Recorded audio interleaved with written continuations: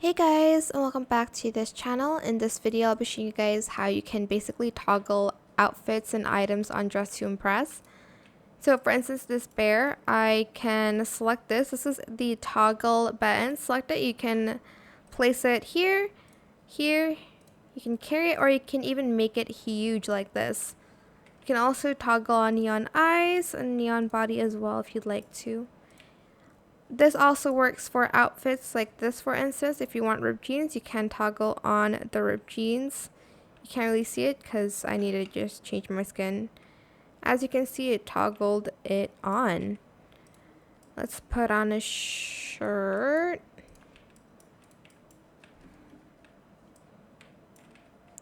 And then here you're just going to select, okay, not this one.